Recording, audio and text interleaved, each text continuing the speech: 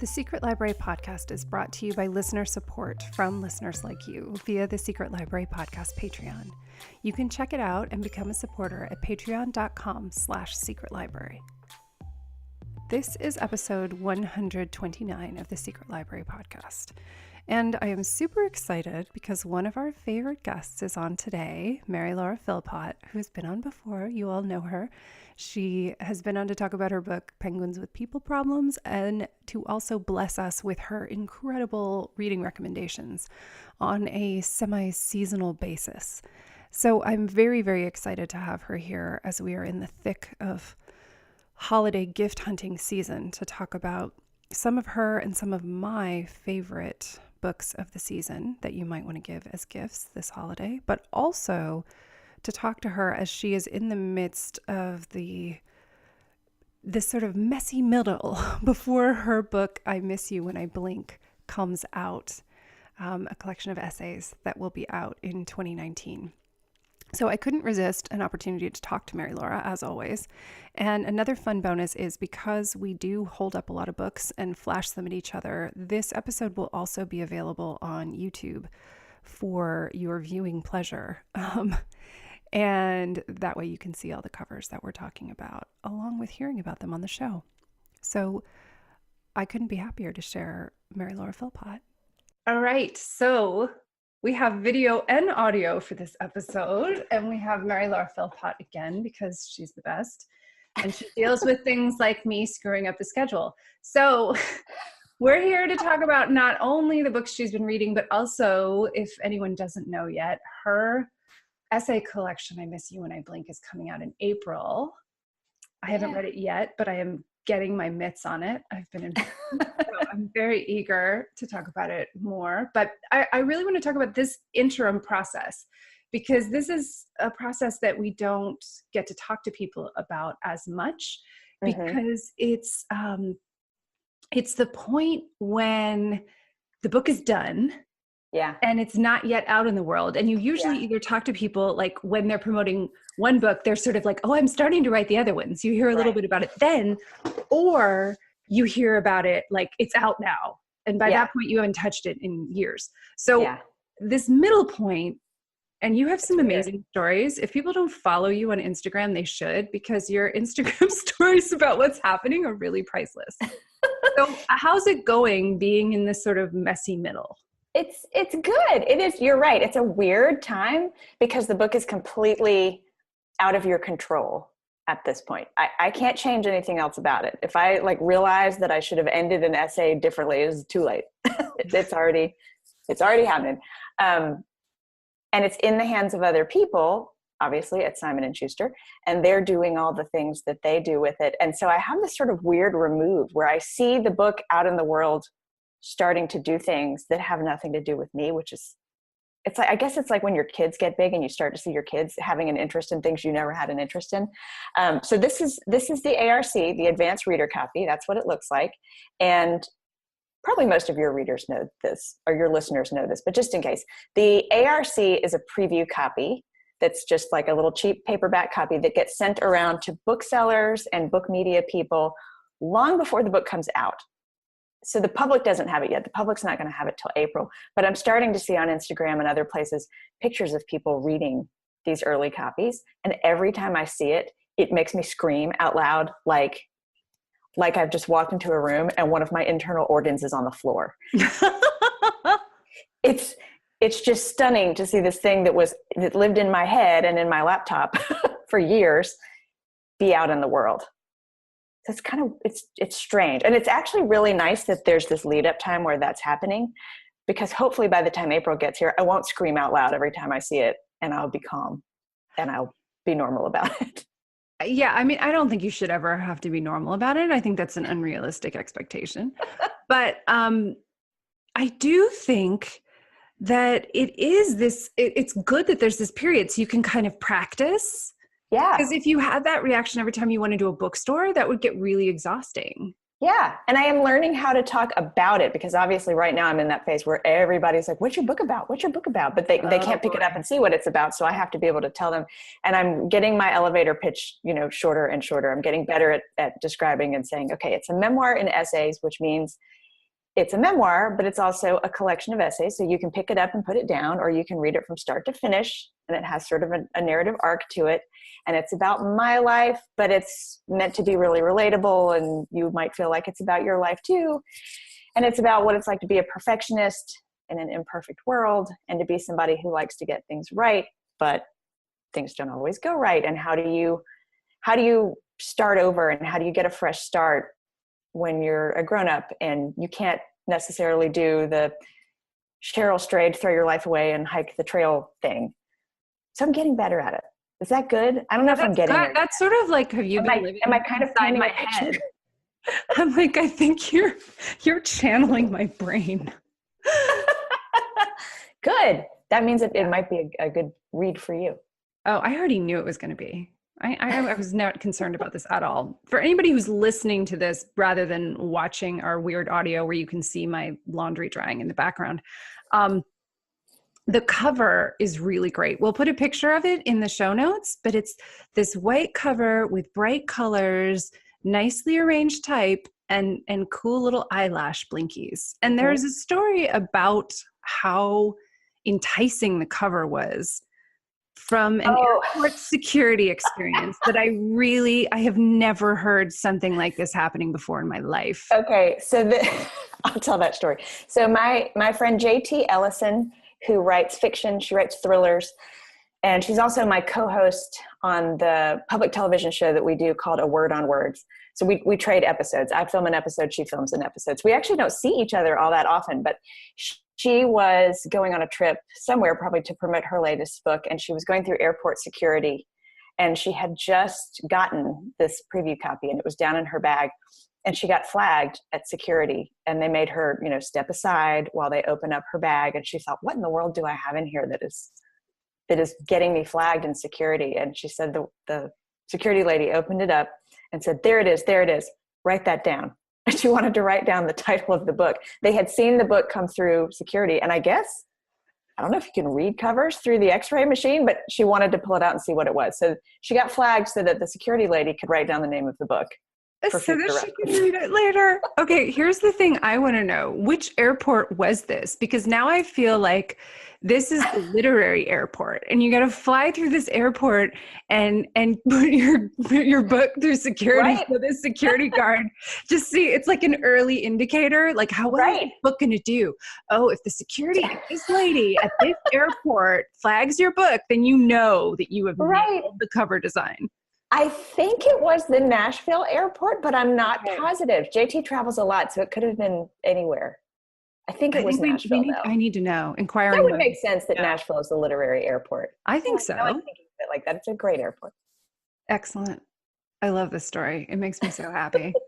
Because people associate travel and going through security as like this traumatic, sort of invasive process, not like a literary love fest, as it could be. You just never know. It gives me hope for who's working in the TSA. Yeah, they read, man.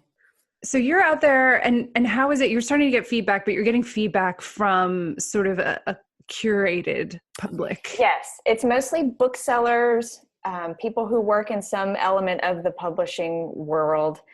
And I tell you what is surprising me so far that I didn't expect, is that when this book resonates with somebody, what they do is they write me these really personal emails and notes. And I guess when I think back to books that have resonated with me, that's kind of the response that I had too. Like I would read, like Eat, Pray, Love. I loved that book. I know that book's been out forever.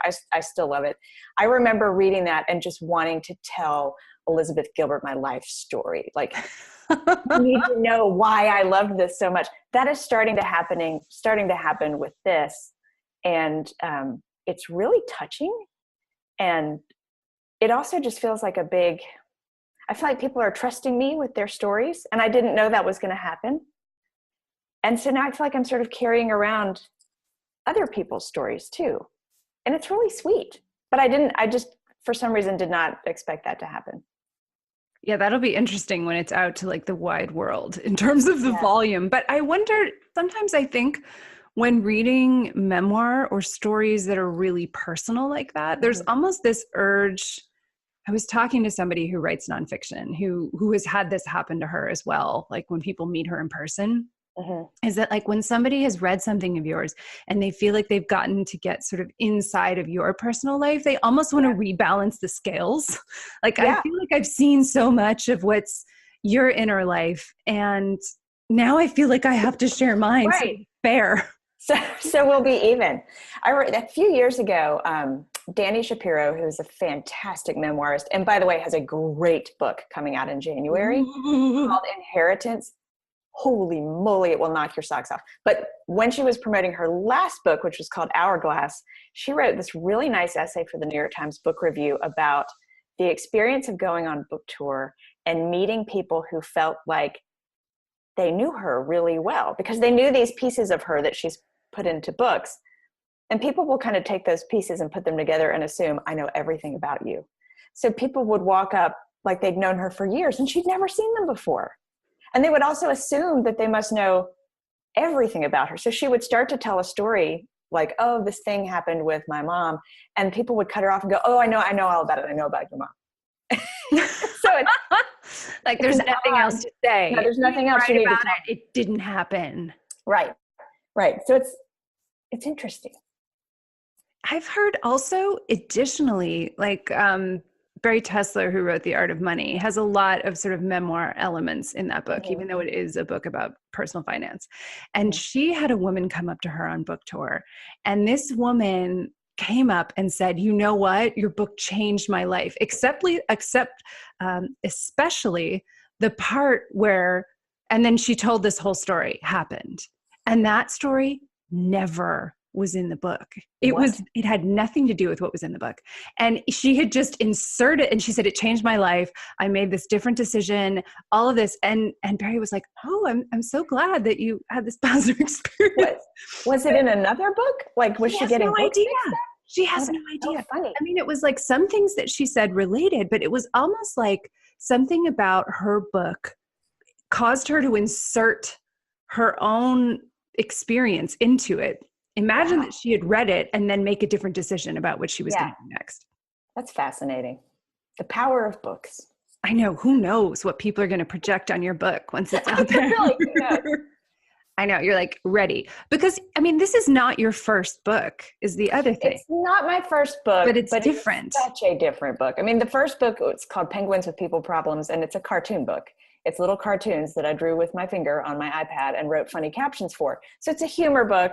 And it was fun and it was easy. And by the time Penguin Random House bought that book, or we had the book deal, I had been drawing those online and posting them online for years. So I had tons of material. It took like 2 months to write enough material to finish a book.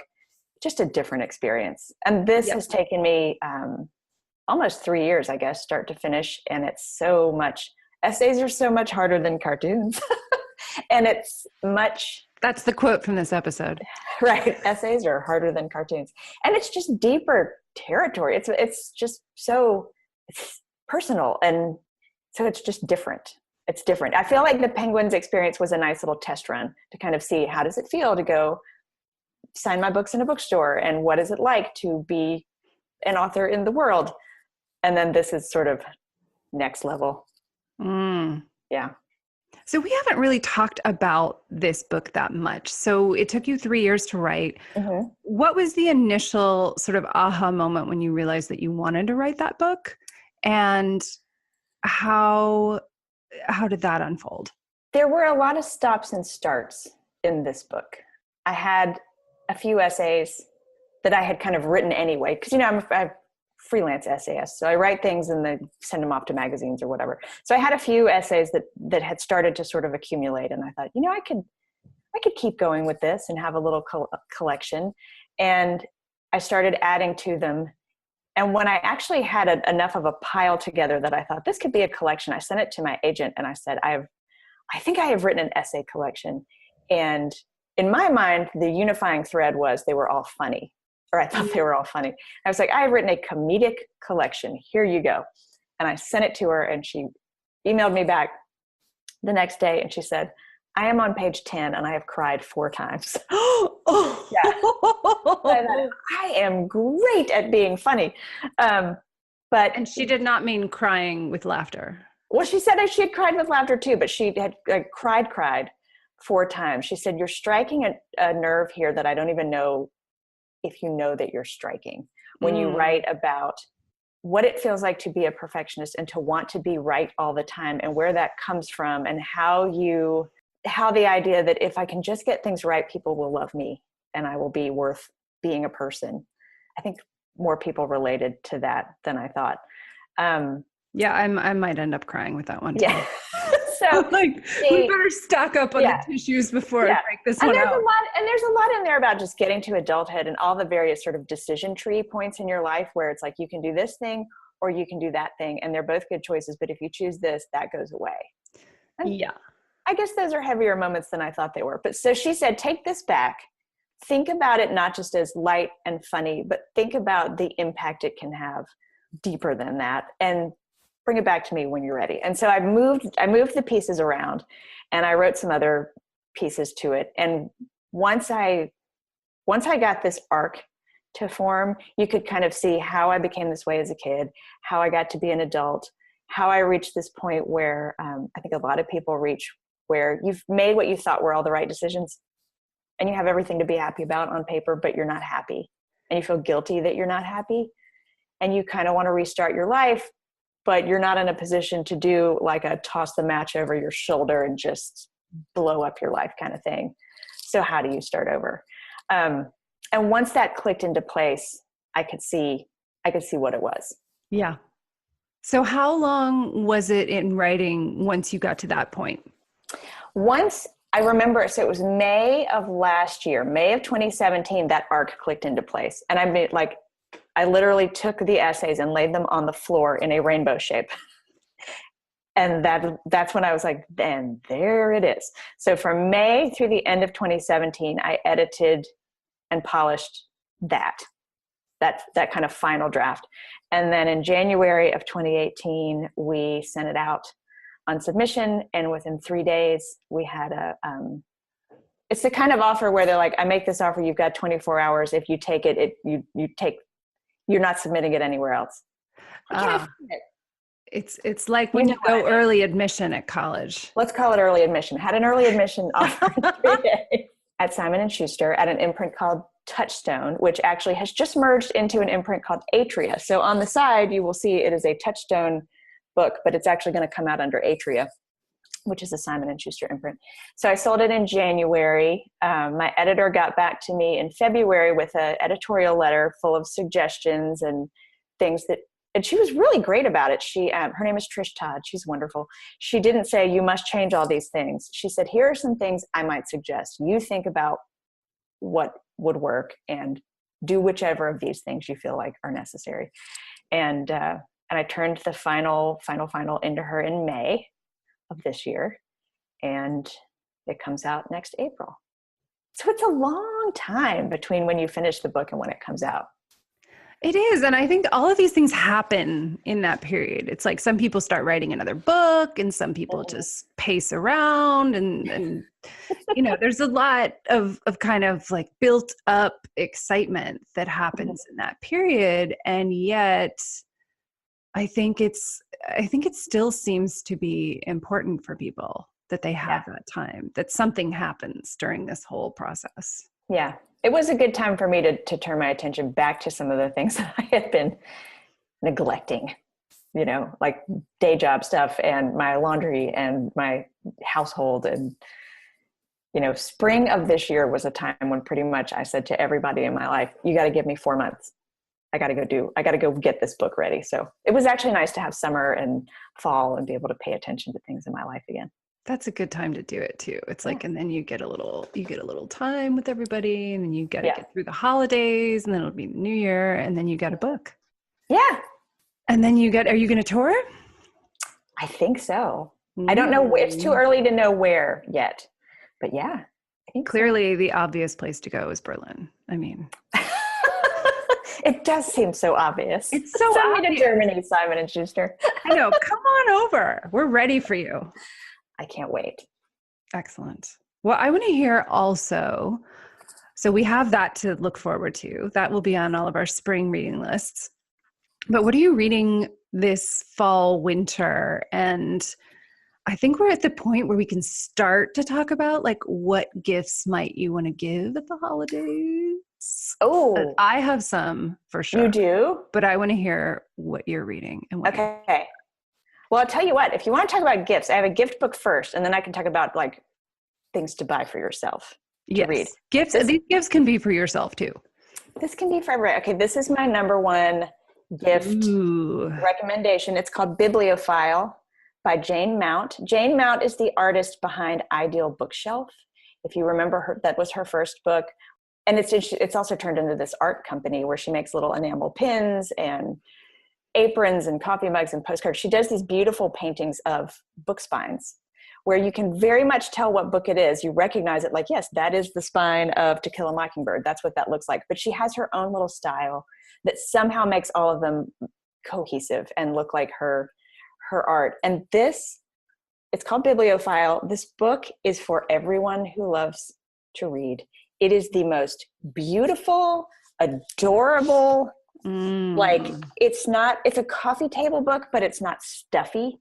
It's not like 100 books you must read in order to be literary. She's done all these paintings of book stacks and she's arranged them by theme. So she has like, books that take place in outer space, books with strong female heroines, cookbooks.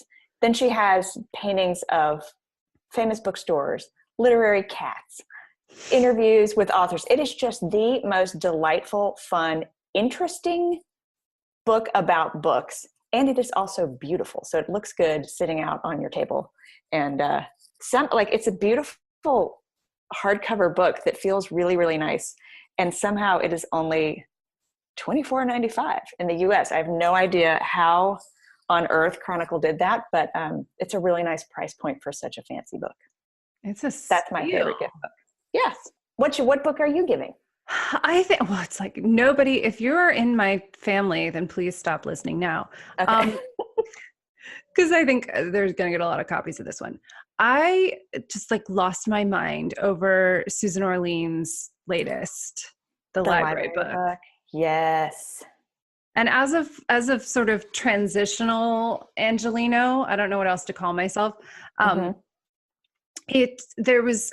had such affection reading it because I was reading it on the plane as I was flying away from LA to move to Berlin. Oh yeah. So it was kind of poignant, but there's so many weirdos in this book. The character, like the librarians are so weird and the fire mystery, it has something for everybody. Like if you like weirdos, they're in there. If you like arson and kind of criminal investigation, it's in there. If you like history, it's in there. It was really great. And then, the only questions I asked her, I was a little worried when I interviewed her that all I was going to be able to do was say, Susan, it was so good. Susan, do you know how good it is? And I was like, that's going to be a really boring interview.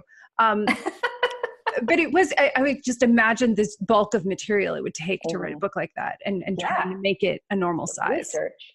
Yeah. It is not a coffee table book, but it could be. It totally could be. I would put that book on my coffee table. It's also a beautiful book with the red cover. It's beautiful. I like it.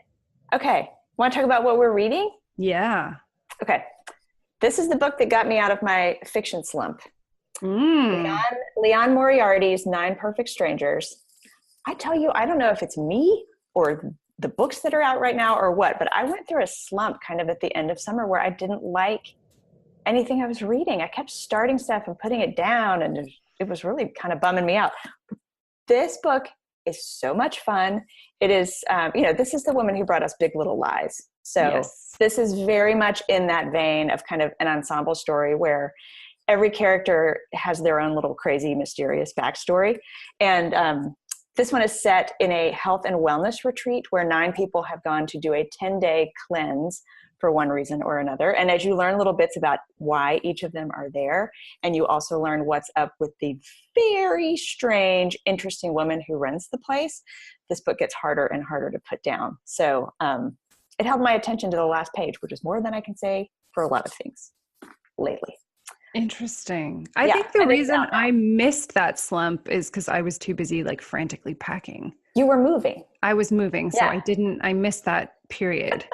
It's like You had your own thing going on. I feel like there's a cycle in like the New York Times book review, where like one week I want to read everything and then next week I don't want to read anything that's in there. I feel like they have two different people that are like, one is my soul reader twin and the other one where like we like completely different stuff. That is real. Okay, I have two that I'm super excited about. Oh yeah, that come out. I think just end of November. Anyway, here is one. My Sister, the Serial Killer. Have you heard about this yet? No. Okay, the buzz is like building to a deafening level for this book. So this is by Oyinkan Braithwaite. She is, I believe, a Nigerian writer. It's a cross between a thriller and a dark comedy. Yes. I'm going to put this down while I talk. I gesture with my hands. I'm afraid I'm going to throw it across the room. So it's a story of two sisters. One is beautiful, sexy, manipulative, pretty much splits her time between posing for her Instagram and seducing rich men. And the other sister is the responsible one who works in a hospital. And she has this long, unrequited crush on a doctor there. And things get dicey at the very beginning when we find out that the responsible sister is always cleaning up after the beautiful, crazy sister, like literally cleaning up after her murders. Whoa. Murder. And things get really dicey when the murderous sister meets the handsome doctor. Oh, the no. responsible sister has a crush on and seduces him. So the responsible sister has to figure out how to save him from what she knows is his inevitable fate, while also keeping her sister's secret and keeping her sister out of prison because she loves her sister. So it has this really kind of sensational thriller murdery angle to it, but there's also a really deep, really sweet theme of family and what we would do to protect the people we love. So I love it. I thought it was fantastic. Okay, I gotta read that. Yeah. Okay, here's another one. Yeah. The Adults by Excellent. Caroline, I think we pronounce it Halsey. I'm not sure. This is sort of your holiday rom-com kind of book. She's a British writer. It takes place in a family camp, like holiday resort type place called the Happy Forest Holiday Park. And yeah, it's just the perfect rom-com movie set. If this doesn't get made into a movie, I will eat my foot. A man, a woman, and their young daughter go to have a little getaway for Christmas. The twist is the mom and the dad are actually divorced, and they've each brought their new partner on the trip. So it's mom, dad, child, new girlfriend, new boyfriend. They're all together in this like rental house at this resort place. And everybody's trying to be on their best behavior, but everybody has some kind of crazy and some kind of backstory. So things get more and more awkward and embarrassing and hilarious and terrible until something really nuts happens and somebody has to call the police. Dun, dun, dun. So nice. It's just fun. It is fun for when you're in that season where you just like all the family is together too much and you need to go hide in your room and read something fun. That's it. When is that out? Because I feel like that's the book everybody wants for like Thanksgiving weekend. Yeah, it's out here in the States on November 27th. So perfect for your holiday break. Excellent. Let's see, what else have I liked? A couple more quick ones. This is not the final cover for this. I'm sorry. This is this was the galley cover. It has a really nice cover now in the world. But this is John Boyne's latest novel, A Ladder to the Sky. After his last one, The Heart's Invisible Furies, I decided I would follow him anywhere. I will read anything he ever writes. I love that book so much. This one's a little different. I didn't love it quite as much, but I did finish it, which again, these days is a miracle for me. I wanted to know what happened. It has kind of a talented Mr. Ripley thing going on. An unreliable character who is bad. It's just you want to know what happens. That's what kept me going, is I wanted to know, like, who is this guy and what is going on? This is another one to talk about real quick. News of Our Loved Ones by Abigail DeWitt. I discovered this book when I met Abigail at the Southern Festival of Books in Nashville. She was on a panel that I moderated. And it's about a French family who lives in Normandy during World War II and the after effects of a bombing that hits their home. And I would say this is a great one if you loved All the Light We Cannot See, but you're not ready to reread it quite yet. You just want more of that vibe, but you don't want to start that book over. Bam, that one. What else? Oh, you didn't even know you had. I know. Golden State by Lydia Kiesling. This reminded me a lot of the books of Eden LaPucky. Yep. Even the cover reminds me of Eden LaPucky a little bit. It's got a LaPucky feel to it. Motherhood, road trip, existential crisis. I highly recommend it. And this is one. Ooh. So this sounds like my life. Yes. The Traveling Cat Chronicles by Hiro Arakawa, translated into English by Philip Gabriel, translated from Japanese, where in Japan it was a bestseller. It's now an international bestseller. It is a fable-like, really charming book for adults, but narrated by a cat, mostly by a cat. Yes. It's just charming and sweet and not too sappy. It's about a man and his cat, and it's also, I would put in the category of like things you just need to read over the holidays when you are feeling sensitive. That's a great one. Warm blankie.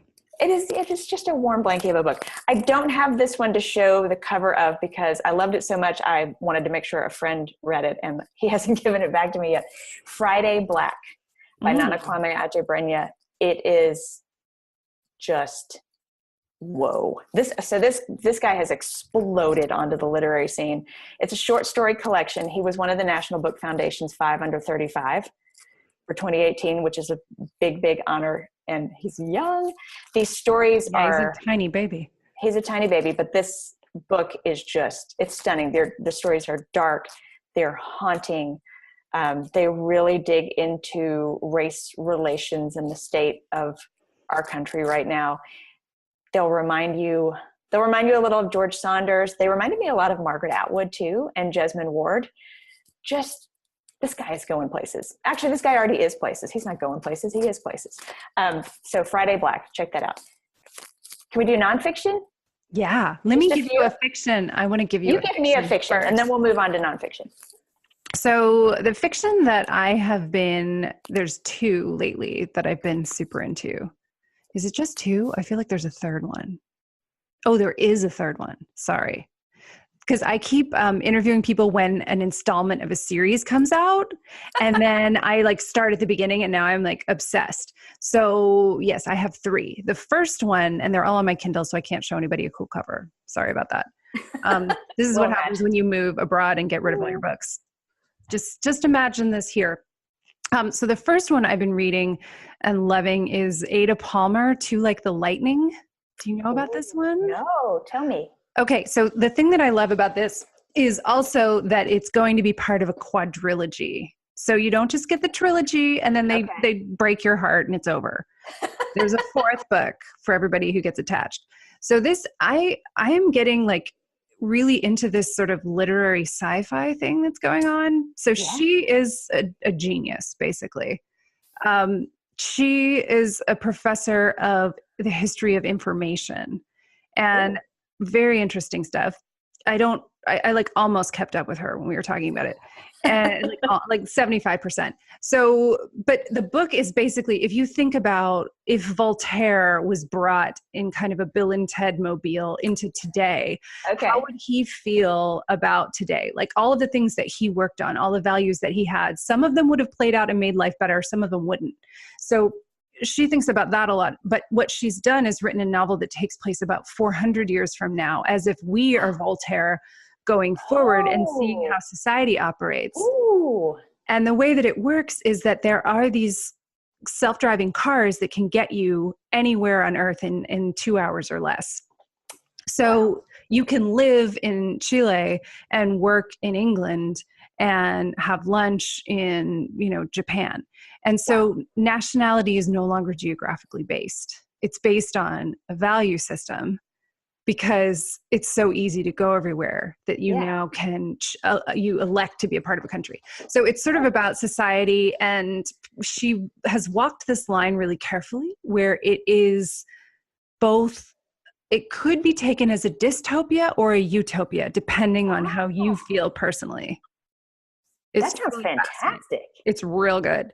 So I'm almost done with the first book, but I'm like, I keep like having to read other things for the show, and then I'm like, I gotta get back to Ada Palmer. And all 4 are out now? The first 3 are out, and she's working on the 4th now. She's working on the 4th. Okay. I think the 4th will be out next year. Okay. Either next year or the one after it, really good. And they're long and like meaty. So you're not going to Satisfying. chew through them in a weekend. Great. So that's one. The other one is Mary Robinette Kowal has the second book in her Lady Astronaut series has come out. Oh yeah, you've told me about this series before. It's You great. love this. I love her. So she has written as if it's another sort of comparative history. If in the 1950s, a giant asteroid hit Earth and it was an extinction level event, thereby accelerating the space program. And so it's a lot about like women getting equal treatment. And the main character is a woman who's really brilliant, but not getting taken seriously because she's a woman in the 50s working for JPL and, or the equivalent, because that changes a little bit, but it's this whole thing. So it's like this alternative history, and it's so well written that I didn't like fully read the back before I started.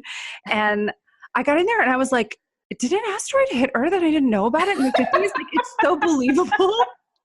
That I was like, did I miss this? And then they started talking about extinction. I was like, oh, okay, no, this part didn't happen. But she's so good at capturing the history that you kind of forget that it's a hypothetical. So it's kind of like an alternative sci-fi Hidden Figures.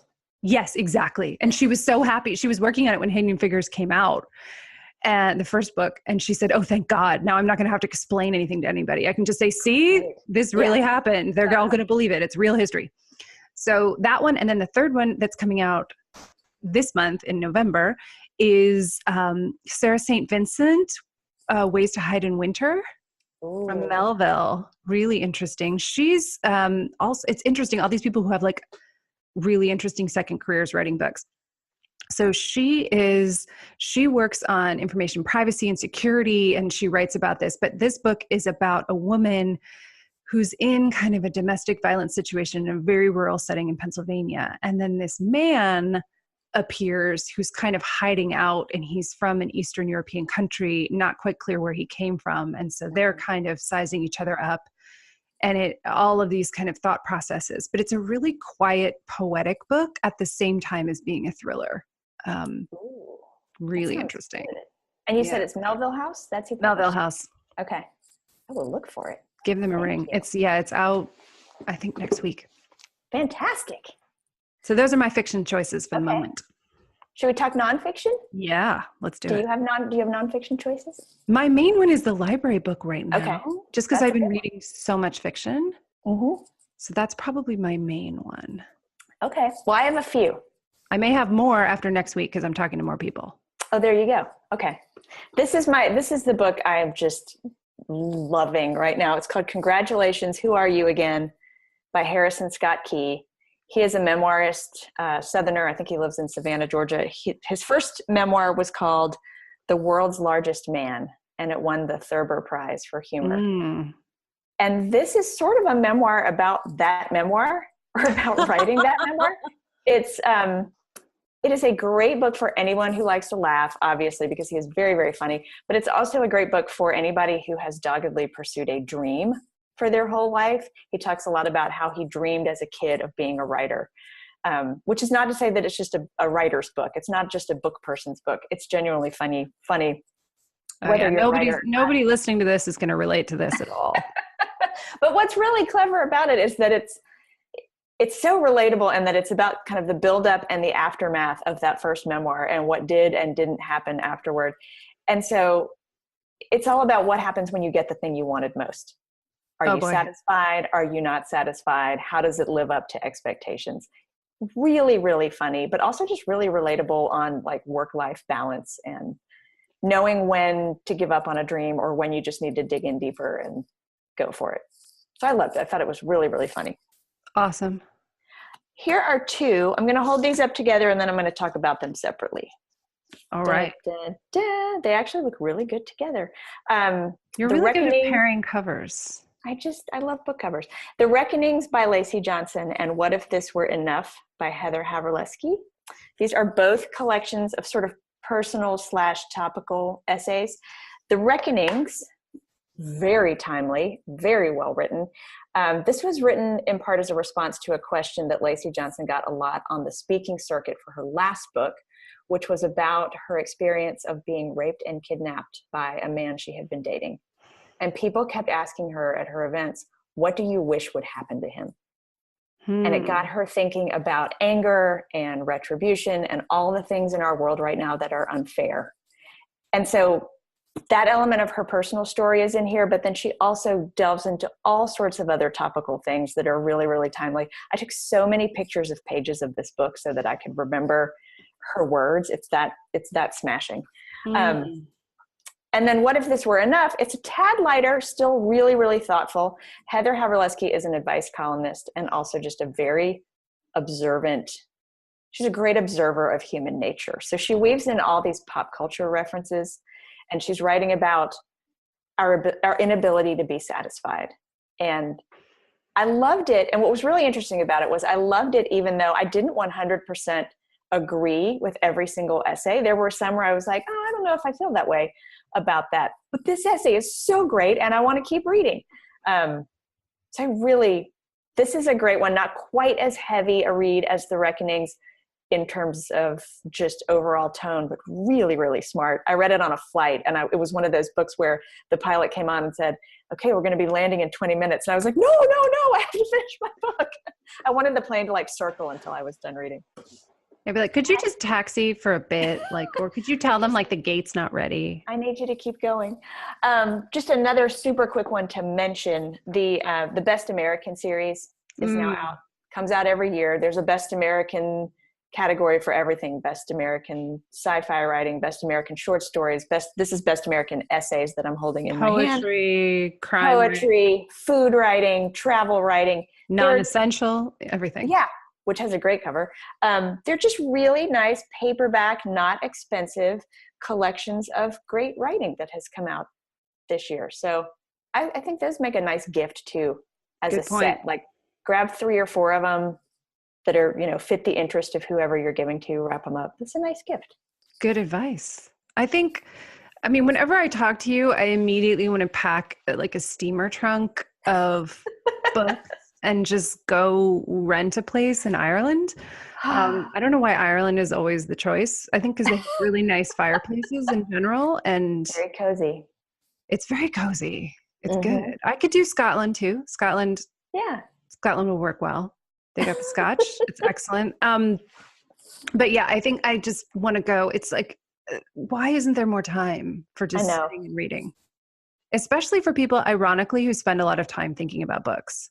Yeah. It's hard. And when you read books for work and there are certain books you have to read, sometimes it's hard to make time for the books you just want to read. I very rarely get to go out and just pull a book off the shelf just because it looks interesting and start it. I know. I'm not complaining. My job is reading books. It's awesome.